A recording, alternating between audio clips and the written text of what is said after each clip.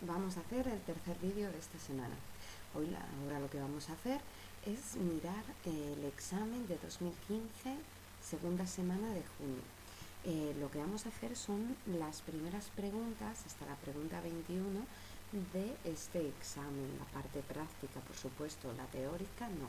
¿Vale? Para empezar a acostumbrarnos a trabajar con este tipo de enunciados y saber lo que nos preguntan, porque ese es un gran problema que tenéis, que muchas veces no es que no sepáis hacer los cálculos, es que no sabéis exactamente qué es lo que tenéis que hacer. Por lo cual, lo que vamos a hacer es analizar bien todos los enunciados y vamos a saber trabajar con ellos. ¿Vale? Vamos a leerlo detenidamente y vamos a mirar lo que nos interesa más y dónde tenéis que fijaros para cada cosa. Aquí dice, un educador desea mejorar el nivel de lectura de los niños de 6 y 7 años. La población de referencia, la población que yo quisiese conocer, son los niños de 6 y 7 años. Claramente yo no puedo trabajar con todos los niños de 6 y 7 años del mundo. Con lo cual yo escojo una muestra para ver si puedo mejorar su nivel de lectura y continúa diciendo, y espera conseguirlo mediante un programa experimental de implicación familiar a la lectura.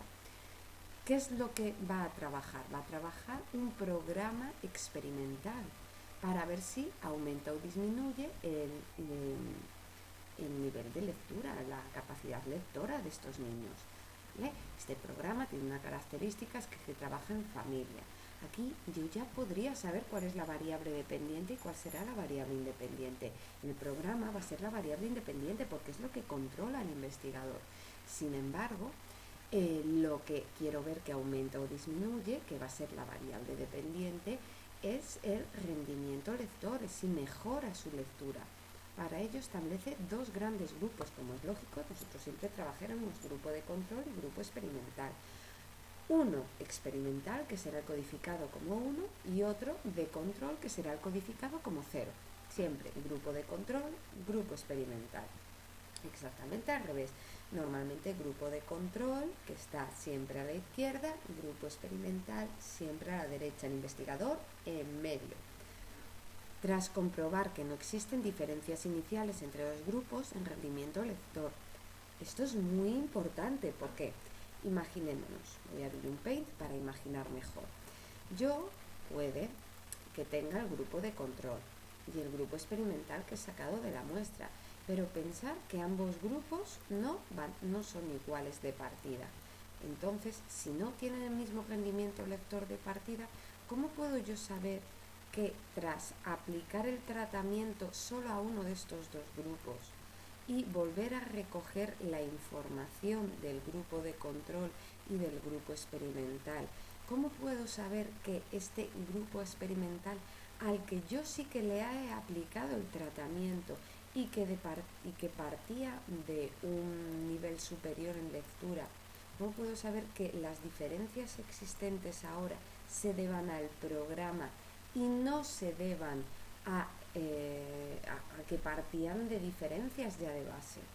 Eso sería imposible de saber, por lo tanto, yo tengo que partir del hecho de que ambos grupos sean iguales, tengan el grupo de control y el grupo experimental, tengan el mismo nivel de lectura. Para ello tengo que realizar una T-de-Student previa o una Z, una prueba de contraste, un estadístico de contraste, para comprobar que ambos grupos no tienen diferencias estadísticamente significativas en lo que respecta al rendimiento lector. ¿Vale? Eso es una base que yo tengo que tener y tiene que cumplirse la hipótesis nula. Una vez que se ha cumplido de base la hipótesis nula entre ambos grupos, ya puedo establecer el tratamiento, ya puedo realizar el tratamiento y así, si encontrásemos alguna diferencia final con otra T-de-Student o Z, si se rechazase la hipótesis nula con este segundo de los métodos, seguro que se va a deber al tratamiento porque es lo único que diferencia a uno del otro. Pues esta es una base hiper importante que debe tener todo estudio estadístico en la realidad. Continuamos. Tras comprobar que no existen diferencias iniciales entre los grupos en rendimiento lector, aplica el programa experimental durante un semestre y comprueba posteriormente si existen diferencias entre ambos grupos a favor del grupo experimental. El investigador cree que las diferencias van a ir a favor de uno de esos grupos, entonces va a estar todo el rato mirando, echando el ojo para este lado. No le va a dar la oportunidad a que el grupo de control sea el que gane, porque no va a estar atento a él. Entonces mi estudio está siendo, mi investigador está siendo un poco parcial. Por lo tanto, mi estudio es unilateral, en este caso derecho, porque el que gana es el que está a la derecha del grupo experimental. Está siendo un poco tramposillo, por así decirlo. Está siendo parcial y esa parcialidad se verá reflejada en los resultados, porque cuanto más parcial eres, más estricto tengo que ser a la hora de hacer los cálculos y eso se verá reflejado en el contraste de hipótesis. Ya veremos cómo. No os preocupéis que es más sencillo de lo que parece. Así continuamos leyendo. Se utiliza un nivel de significación de 0,05. Cuando nos hablan aquí de nivel de significación se están refiriendo al alfa, o sea, a la capacidad que tenemos de meter la pata, de equivocarnos, a ser capaces de confundirnos, ¿vale? Y dicen, tenemos un nivel de significación de 0,05, o sea que puedo equivocarme 5 de cada 100 veces, porque me lo dan en proporción, valores de 0 a 1, es el alfa habitual. Para todos los posibles contrastes, y vemos, tenemos una matriz de datos. Sé que es la matriz porque hay dos variables. Aquí tenemos dos variables, el rendimiento lector y la variable grupo. Una va a ser la variable dependiente, que es el rendimiento lector, y otra va a ser la variable independiente, que es el grupo. El grupo se divide en dos, de control y experimental, 0 y 1. Si os fijáis aquí, entonces en un estudio estadístico yo voy a tener que separar por un lado el rendimiento lector de los ceros y por el otro el rendimiento lector de los unos. ¿Por qué? Pues muy sencillito. Si yo me vengo al formulario, al tema 12, veremos que aquí tenemos la fórmula del contraste de hipótesis, que a fin de cuentas es lo que tengo que saber, si hay diferencias significativas o no entre el grupo experimental y el grupo de control, o sea, si el programa funciona o no funciona. Aquí tengo dos medias y tengo dos varianzas y dos muestras. Eso significa que tengo dos grupos, el grupo de control y el grupo experimental, y de cada uno de ellos tendré que hacer todos estos cálculos.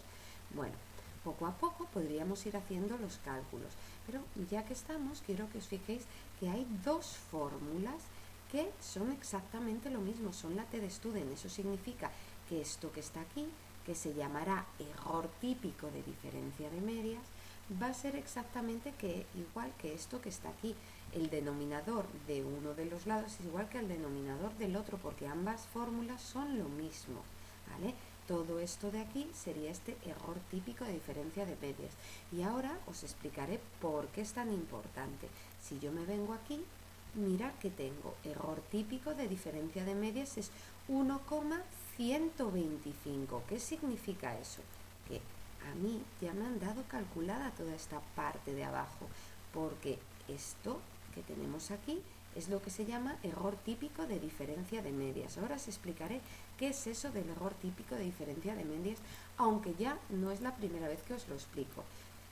Yo tengo una población, pero yo no puedo trabajar con toda la población, imaginar todos los niños de 6 y 7 años, imposible. Entonces yo lo que hago es extraer una muestra de esta población, ¿vale? Y con esta muestra hago todos los cálculos, normalmente lo divido en dos, grupo de control y grupo experimental, y con cada uno de ellos hago medias, hago desviaciones típicas, hago varianzas, hago de todo con cada uno de estos dos grupos.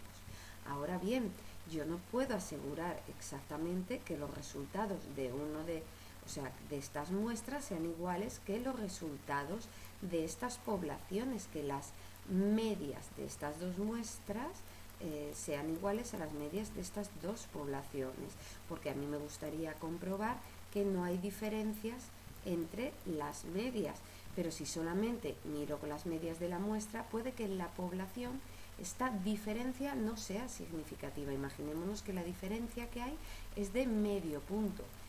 Este medio punto en la diferencia de rendimiento lector podría ser lo suficientemente grande como para ser significativo y demostrar que el programa funciona, pero también podría ser pura casualidad porque mi muestra y mi población no son exactas, y ese es uno de los grandes problemas que vamos a tener. Realmente vamos a tener dos problemas. Uno es el error humano, que se llama alfa, que nos han dicho que es de 0,05, porque yo me puedo confundir al hacer los cálculos, y entonces a la hora de calcular esta diferencia de medias me puedo haber confundido, pero es pequeño este alfa, este valor es bastante pequeño. Entonces realmente el mayor de los errores que se puede cometer a la hora de hacer un estudio estadístico es lo que conocemos como sesgo, es que mi muestra no se parezca a la población, o sea, sería lo contrario que la homocedasticidad. La homocedasticidad significa que mi muestra sí que se parece a la población. El sesgo puede ser más grande o más pequeño. De hecho, a veces el sesgo, siempre va a haber algo de sesgo. Mi muestra nunca va a ser idéntica a la población. Algo de sesgo va a haber. Pero nosotros intentamos reducirlo. Lo ideal es que sea lo mínimo posible. Y hay veces que cuando el sesgo es tan pequeñito se puede decir que hay homocedasticidad. Aunque siempre hay algo de sesgo. Por eso hay que cuantificarlo siempre para poderlo tener en cuenta a la hora de hacer este estudio estadístico y el contraste de hipótesis, para saber si con este sesgo, si con esta pequeña diferencia que existe entre la muestra y la población, esta pequeña diferencia que hay entre la media del grupo de control y la media del grupo experimental es lo suficientemente grande como para ser tenida en cuenta o no.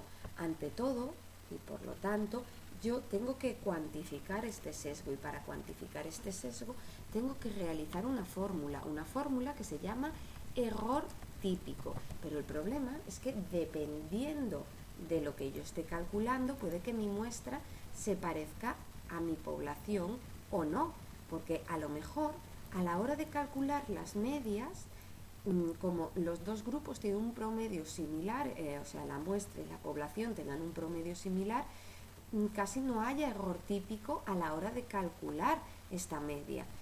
Pero si yo calculo la desviación típica, puede que sí que haya mucha diferencia, porque aunque el promedio sea igual, la muestra es mucho más heterogénea que la población o viceversa. ¿Eso qué significa? Que dependiendo de lo que yo esté calculando, va a haber un valor de error típico u otro. Así yo tendré diferentes errores típicos. Tendré el error típico de media, porque este es el símbolo, un sigma con una letrita tan pequeñito que se llama subíndice, ¿vale? Va a ser el símbolo del error típico.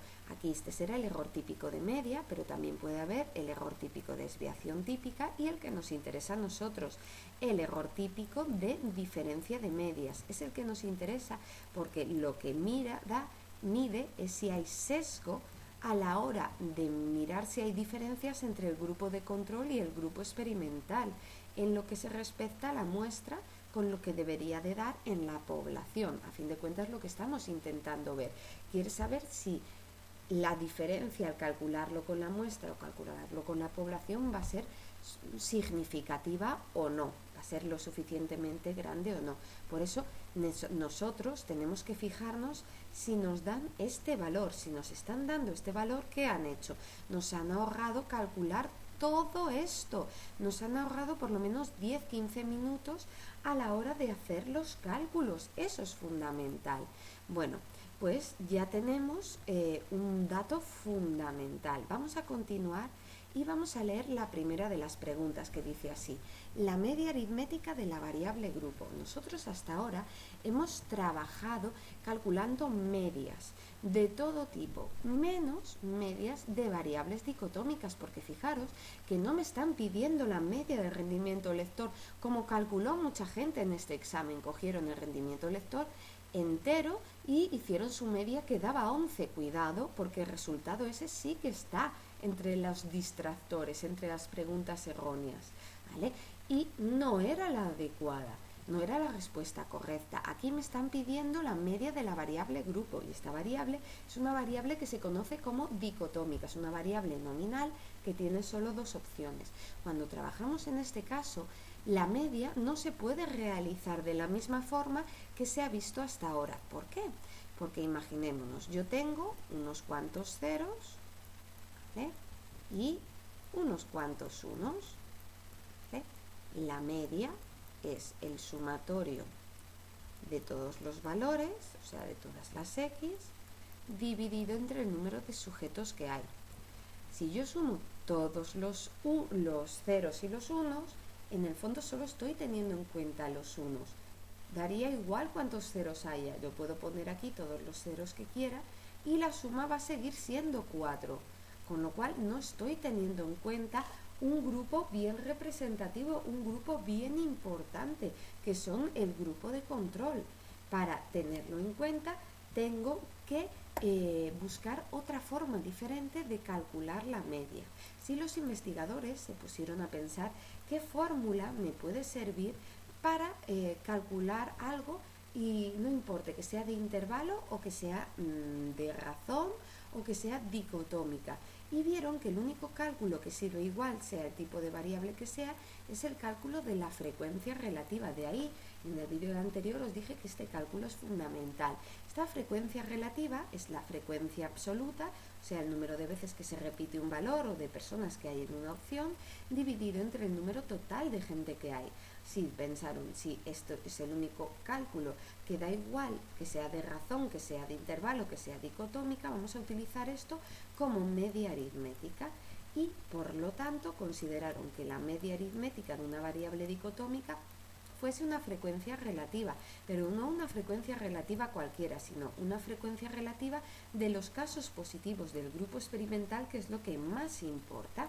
Así, la frecuencia relativa y de casos positivos o unos o media, en el caso anterior que teníamos aquí, 1, 2, 3, 4, 5 y 6 ceros. Tenemos, no, que he puesto un cero de más, luego tenemos 6 ceros, ¿vale? Y vamos a tener también 6 unos. 1, 2, 3, 4, 5, 6. Hay la misma cantidad de gente del grupo de control que en el grupo experimental, 6 y 6, ¿no? Entonces, la media aritmética será la suma, cuántos valores del grupo experimental hay, cuántos individuos hay en el grupo experimental, y solo hay 6. Y hay un total de 12 individuos, todos tienen cabida en el denominador, 12 individuos. Por eso la media aritmética va a ser de 0,5. Esto lo veremos más detenidamente en las próximas clases. No os preocupéis porque la semana que viene vamos a trabajar eso. Bueno, aquí tendremos, por tanto, ¿vale? Vamos a tener lo mismo que acabamos de ver, hay 6 ceros y 6 unos.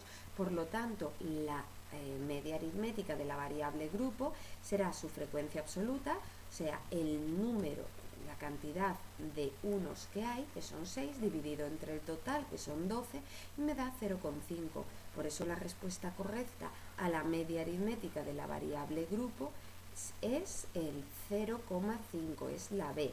El problema que tenemos aquí es que realmente es tan importante esta frecuencia relativa de casos positivos de 1, que los investigadores le llegaron a dar un nombre propio. Este nombre propio fue P, ¿vale? Y para que no se sintiese excluida la frecuencia relativa de los casos negativos, de los ceros, le dieron también un nombre propio que se llamaría Q. ¿Por qué Q? Porque es el símbolo contrario a P si no le pongo el rabito. Pues aquí ya tenemos la frecuencia relativa de casos positivos llamada P, que no hay que confundirse con la proporción de las que hemos visto hasta ahora, las P's o de, por ejemplo, la F de la Venn, o las proporciones que hemos visto hasta ahora, o probabilidades que hemos visto hasta ahora, con esta de aquí. Esta es la P de P y Q de variables dicotómicas, y la Q, que sería la frecuencia relativa de casos negativos y que se utilizará para calcular desviaciones típicas y varianzas. Bueno, aquí ya tenemos la primera respuesta contestada. Después nos dicen, calcule la desviación típica y sesgada del rendimiento lector del grupo experimental. Pues vamos a ello. Lo que tengo que hacer es recortar los valores del grupo experimental, que serán todos los unos, ¿vale? Todos los unos, pero en este caso el rendimiento lector. Abro un Paint, borro todo lo de que hay porque ya no me va a servir, y cojo estos datos, creo una tablita, y como estuvimos haciendo en vídeos anteriores, ¿vale? creo una tablita y vamos a ir trabajando ante todo y sobre todo despacito y mucho orden, ¿vale? Vamos a ir creando filas y vamos a ir creando columnas también, porque eso seguro que lo vamos a necesitar, filas y columnas. Vamos a crear tantas filas como sujetos haya y después vamos a crear tantas columnas como nos pida la fórmula, porque eso es importante, es la fórmula que decide el número de columnas con las que voy a tener que trabajar. Así yo aquí voy a crear por lo menos una columnita más, ¿vale? Y este será los valores de X, ¿vale? Estos son mis valores, ¿vale? Ahora ya podemos ir a por la fórmula para saber cuál es el valor que a mí las columnas que a mí me interesan crear. Vamos a ello. Hemos ido al formulario y hemos cogido la fórmula de la página 7, esta que era tan relevante, tan importante. Y vemos aquí que hay dos sumatorios, entonces diferentes, claro, entonces debería de haber dos columnas. El primer sumatorio que está entre paréntesis ya lo tenemos, es una columna con todas las X, pues eso ya lo tengo, o sea que no tengo que crear esta columna. Ahora tengo que poner otro sumatorio diferente que sea el sumatorio de las X al cuadrado, la columnita de X al cuadrado que yo crearé nueva. Así yo voy a tener que sumar todas las X, vamos a ello, 9 más 14 más 10 más otro 14, más 13 y más 12 darán 72. Pues aquí tendría 72, que es el sumatorio de X. Ahora iremos haciendo el sumatorio de X al cuadrado. Para ello primero tengo que crear todas las X al cuadrado. 9 al cuadrado 81, 14 al cuadrado será, vamos a ver, 196 creo, pero vamos a comprobarlo. ¿Sí? 196, 10 al cuadrado que será 100, 14 al cuadrado son otros 196, 13 al cuadrado son 169 y 12 al cuadrado creo que son 144, pero vamos a comprobarlo, sí. Ahora sumaremos todos estos valores para encontrar lo que me pide exactamente, que es el sumatorio de esta columna. Pues ahí vamos cogiendo estos datos y vamos sumando 144 más 169 más 196 más 100 más otros 196 y más 81 me da un total de 886. Con estos valores ya en principio podría calcular la varianza. ¿Cómo?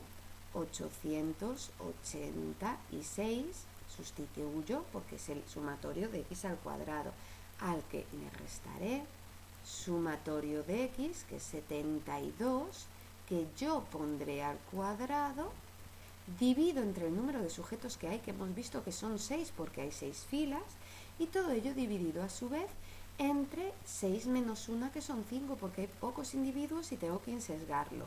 El 886 por ahora y el 5 se quedarán tranquilitos aquí mientras que hago la operación interior. Voy haciendo el 72 al cuadrado y dividido entre 6. Eso me dará 864. Pues ya veis que tengo bastante solucionada la fórmula. Ahora hago 886 menos 864, que es solo 22, y 22 entre 5, que va a ser 4,4. Ya tendré la varianza. Mi varianza va a ser de 4,4. Entonces, ¿cuál será mi desviación típica? Porque lo que yo tengo es la varianza.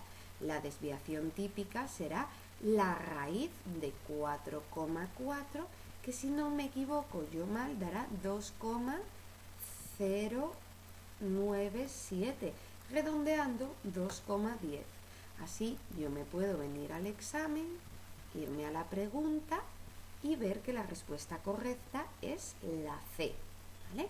Vamos a continuar con la pregunta 18, que dice así: si la f de la ven es igual a 0,313 con una probabilidad de 0,588, entonces podemos concluir. Aquí esto realmente ya lo hemos visto. ¿Os acordáis? La f de la b nos servía para mirar la homocedasticidad o igualdad de varianzas, para mirar si mi muestra se parecía a la población, lo suficiente como para poder trabajar con ella.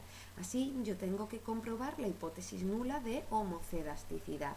Esa hipótesis nula de homocedasticidad se hacía comparando esta probabilidad con el alfa. La probabilidad es de 0,588 y el alfa es de 0,05. ¿Cómo? Y voy a quitar esto que hay aquí. Mi probabilidad tenía que ser mayor que el alfa para que hubiese homocedasticidad, o al menos la suficiente. 0,588, si lo comparo con alfa, que es 0,05, obtendré que mi probabilidad es mayor que el alfa y por tanto se cumple la homocedasticidad. Aquí la respuesta correcta será la A, se cumple el supuesto de homocedasticidad de varianzas. Si continúo, veré que la respuesta B y la C no podrían ser la correcta porque ambas dicen lo mismo. Si digo se incumple el supuesto de homocedasticidad de varianzas, estoy diciendo lo mismo que si digo que se rechaza la hipótesis nula de igualdad de varianzas o homocedasticidad. Con lo cual la B y la C no podrían ser la respuesta correcta porque dicen lo mismo. De ahí ya me puedo pasar a la pregunta 19, que ya empieza a ser un poco más interesante. Mirar que esta tiene truco, hace trampas, dice, haciendo el análisis descriptivo, la diferencia empírica de medias entre los grupos en la variable rendimiento lector. Si nos fijamos, aquí me habla del análisis descriptivo. ¿Y qué era el análisis descriptivo? La estadística descriptiva era la estadística que trabajaba con la muestra. Después había otra estadística que se llamaba estadística inferencial. Esa ya trabajaba con la población y queríamos conocer la población y saber si se cumplía o se rechazaba la hipótesis nula. Aquí, como me hablan de análisis descriptivo, es que solo voy a trabajar con la muestra y solo voy a trabajar con los estadísticos.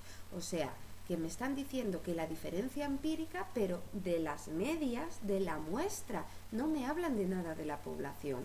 ¿Cuál será la diferencia de las medias empíricas de la muestra? ¿Vale? Entre los dos grupos de rendimiento lector. No sé si os acordáis que nosotros hicimos la media del otro grupo, hicimos la media del grupo de control. La media del grupo de control era de 10, mientras que la media del grupo experimental sería 72, que es el sumatorio de X, dividido entre 6, que es el número de sujetos que hay. Este sumatorio de X lo hicimos cuando calculamos la desviación típica y la varianza. Pues si hago esto me dará que la media aritmética del grupo experimental es de 12. Entonces, si al grupo experimental le resto el grupo de control, aquí podré observar que 12 menos 10 es 2. O sea que hay una diferencia empírica de 2 puntos. Pero mirad las respuestas, es igual a 2, por lo que podemos rechazar la hipótesis nula sin necesidad de nuevos cálculos, nuevos contrastes o cálculos. Esto es mentira, porque yo para saber si se cumple o se rechaza la hipótesis nula tengo que hacer inferencia estadística sí o sí. O sea, tengo que hacer la T o la Z, tengo que hacer más cálculos. No me sirve comparar las dos medias sin más, por eso la respuesta A no puede ser y por lo mismo no va a poder ser la respuesta B. Dice, es igual a 2, por lo que podemos aceptar la hipótesis nula sin necesidad de nuevos contrastes o cálculos. Mentira, por los mismos motivos, tengo que hacer la T o la Z, porque si no, yo no puedo saberlo. Y la C dice es igual a 2, lo que muestra cierta superioridad del grupo experimental, pero aún no sabemos si es generalizable a la población. Esta es la correcta, porque yo no he hecho la inferencia estadística y por lo tanto yo no puedo saber si se cumple o se rechaza la hipótesis nula. Para eso tengo que irme a la siguiente etapa de la estadística, recordar los vídeos anteriores y, si no os acordáis, repasarlos. Venga, vamos con la pregunta 20 que dice así. El tipo de contraste estadístico adecuado hemos dicho que era unilateral porque el investigador iba a estar mirando todo el rato al grupo experimental porque creía que las diferencias iban a ir a favor de este grupo. Pues date, aquí sabemos que es unilateral y no cualquier unilateral, unilateral derecho. Vamos con la pregunta 21, que es la que de verdad nos importa, es la más importante. Leamos y releamos, poco a poco, suponiendo el cumplimiento de los supuestos para el uso de pruebas paramétricas. Ahora os tengo que explicar qué son las pruebas paramétricas. En esta y en todas las preguntas siguientes, ¿cuál sería la decisión estadística adecuada? La decisión estadística, al fin de cuentas, es la más importante si se cumple o se rechaza la hipótesis nula. Para el alfa, que hemos visto antes. Bueno, ante todo tenemos que empezar a entender qué son las pruebas paramétricas, ¿vale? A ver, yo os he hablado ya de los estadísticos de contraste. Los estadísticos de contraste son todas estas pruebas que me permiten saber si se cumple o se rechaza la hipótesis nula. Hay dos tipos grandes de estadísticos de contraste, ¿vale? Por un lado están las pruebas paramétricas y por otro están las pruebas no paramétricas. Porque como hay muchas situaciones diferentes, hay muchos casos extraños y difíciles, tiene que haber también muchas pruebas que se adapten a todas estas situaciones diferentes. Y por lo tanto, para poder organizarlas, se puede clasificar en dos, pruebas paramétricas y pruebas no paramétricas. Las más importantes, porque son más exactas y más fáciles de calcular, son las pruebas paramétricas. De hecho, son las únicas que vais a tener que saber calcular, ¿vale? Hay muchas pruebas paramétricas, pero que tengáis que conocer vosotros. Están la T-de-Student y la Z. Y la Z.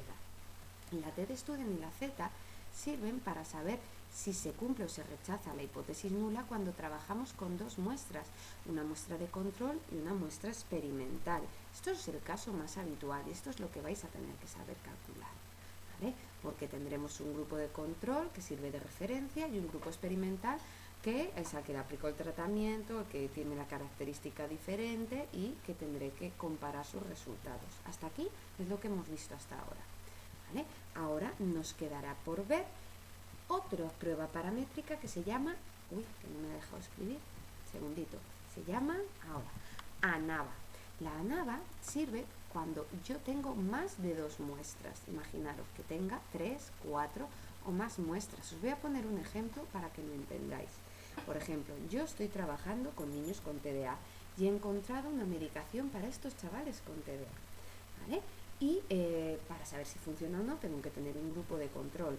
Pero yo sé que uno de los grandes problemas de estos tratamientos es que a veces tienen efecto rebote, que si toman demasiado puede hacer el efecto contrario y si toman demasiado poco no les hace nada. Así yo puedo establecer, aparte del grupo de control de referencia, un grupo experimental primero donde yo le dé una pastilla al día a la gente y un grupo experimental segundo donde yo le dé 2 pastillas a los alumnos y así ver en cuál de ellos hay mejor resultado, porque a lo mejor el mejor resultado es el último, porque cuanto más le doy, más se parezca, menos TDA, bueno, eso no se va a reducir, pero más atentos estarán, ¿vale? Pero también puede ser que sea demasiado y me haya pasado y tenga efecto rebote. Esto se sabe gracias a esta prueba. En el fondo, teóricamente, la teoría que está detrás de ella es igual al de la T-de-Student, pero como tiene más muestras es mucho más compleja, es tan compleja que ni siquiera se trabaja de la misma forma, no se trabaja por medio de una fórmula, sino por un conjunto de fórmulas que vosotros ahora no os interesan. Entonces, si estas pruebas paramétricas son tan buenas, tan eficientes, ¿por qué existen las no paramétricas? Pues son buenas y eficientes, entre otras cosas, porque se tienen que cumplir una serie de requisitos para poder calcularlas y esos requisitos limitan mucho los estudios. Hay muchas ocasiones en que yo no puedo utilizar una prueba paramétrica y me tocará utilizar pruebas no paramétricas.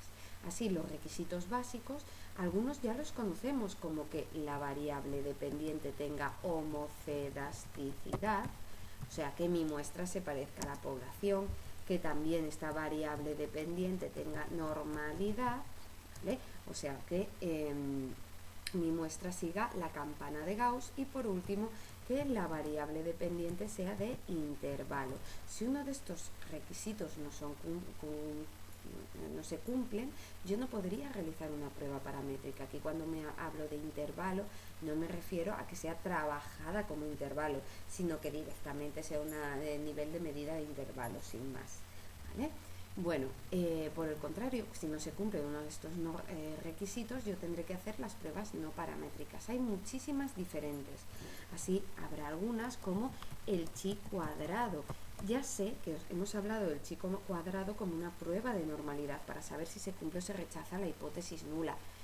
De normalidad, si mi curva sigue el modelo normal, pero también puede funcionar para saber si se cumple o se rechaza la hipótesis nula general cuando trabajamos con una variable dependiente dicotómica. Otra sería la Mann-Whitney, que sirve para trabajar con una variable dependiente de nivel de medida ordinal. Y después habrá otras que sirven para cuando no hay ni homocedasticidad ni normalidad, como puedan ser la Kruskal-Wallis o la W de Kendall. Bueno, aquí tenemos ya muchas opciones diferentes. Pues aquí cuando se hablan de pruebas paramétricas yo sé que me van a estar pidiendo la T o la Z, porque son las únicas que tenéis que saber calcular. Específicamente en este caso sé que va a ser la T. ¿Por qué? Porque la T sirve para muestras pequeñas y grandes, pero la Z solo sirve para muestras grandes. Entonces, como las muestras que tenemos son pequeñitas, no me queda más remedio que utilizar la T de Student. Así, lo que me están pidiendo es saber si se cumple o se rechaza la hipótesis nula, ¿vale? Para ello, yo tendría que hacer el cálculo de la T de Student y hacer todo el contraste, pero una vez que tengo el resultado, ¿qué hago con él? Una vez que tengo la fórmula, ¿qué hago con él? Pues para ello tenéis que ir a la pizarrita 5 que pusimos la semana pasada. Si yo me vengo aquí, esta es la pizarrita 5 de la que os hablaba, veremos que me hablan, estos son los estadísticos de contrastes, cómo se trabaja con estos estadísticos de contraste, con estas pruebas paramétricas. Nosotros hemos trabajado hasta ahora con este segundo modelo, este caso en concreto, para que es el que se utiliza sobre todo para la homocedasticidad o la normalidad.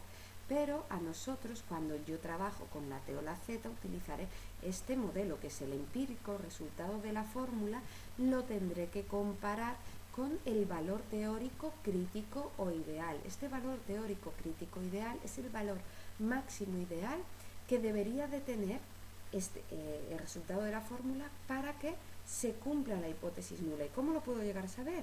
Pues se sabe por medio de una tabla que han realizado una serie de expertos que han mirado en todas las situaciones normales cuál sería el máximo posible que debería de tener. Y así lo han conseguido. Así se puede llegar a saber todo esto y más.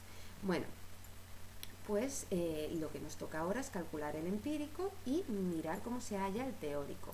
Para el empírico está súper fácil porque ya me lo dan casi todo hecho. Simplemente tengo que coger este error típico de diferencia de medias. Y como nos fijamos, la fórmula, vamos al formulario, en este caso a la T de Student. T de Student que viene aquí, vamos a cortar, ¿vale? Vamos a ver lo que nos queda. Yo abro ahora el Paint, borro lo que estaba y pongo aquí la fórmula.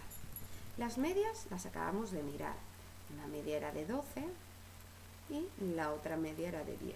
Pongo la media más grande delante, que por eso me ponen aquí estos paréntesis en recto, eso significa valores absolutos, donde a mí no me interesarían los valores negativos. Para eso lo más fácil es poner el valor más grande delante, que eso pasará siempre que vea estos paréntesis en recto. Después de eso, mirar que me viene error típico de diferencia de medias, y eso me lo daban calculado. Eso era 1,125 porque me lo daba el enunciado. Pues yo ya puedo calcularlo, será 2 partido 1,125 y me da un valor empírico, esta fórmula de la T de Student, que será la T de Student empírica, de 1,77.